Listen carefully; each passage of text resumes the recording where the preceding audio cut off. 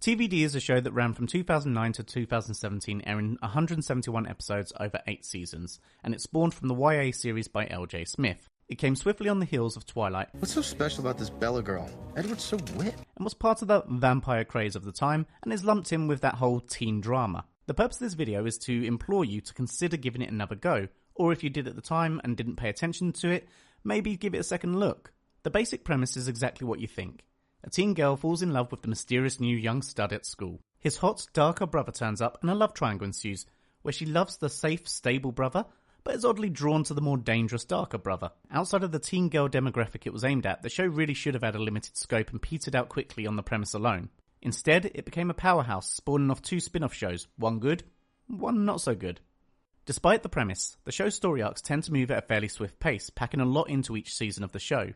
It's not long before new antagonists are brought in and the stakes are ramped up from teen drama to supernatural thriller. Having 8 seasons and spin-offs also means the show manages to tell a rich story with deep lore, entwining werewolves, witches and vampires in centuries-old feuds and pacts. There are also some pretty cool characters and a few of my faves in fiction. Elena, Stefan, Bonnie and Caroline are all entertaining, if a little annoying at times. The broader cast are serviceable, and they have plenty of foes to contend with. For me, some of the highlights are Damon, Alaric and Elijah. Despite the name of the show, the characters actually play like realistic teens. They drink, smoke weed and have sex, and they have trials and tribulations like we all do in our youth. The only thing that our vampires prove is that being forever young doesn't mature you emotionally, but it does mature your drinking habits. Something else going for the show, despite its core audience, is that it's pretty violent, and not just in a neck-bitey way. There's plenty of death and destruction on display here, and the ripping of hearts from chests doesn't seem to get old. The show tackles many themes through its run, relationships and attraction being the obvious one, but also the relationships between family and friends, good and bad, toxic and uplifting. It also deals with trauma and mental health, especially when dealing with loss. These themes start from the first couple of minutes and overshadow the show throughout its 8 seasons.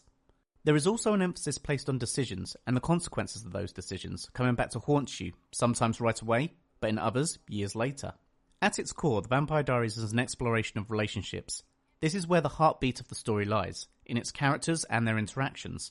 What I like about it is that they weren't afraid to deal with the human elements about falling in love, and out of love, and showing the various elements of the human condition. We saw lovers scorned, heartache, moving on, and sacrifice. If you haven't watched TVD, or didn't pay it much attention at the time, it may be worth a watch or a second chance.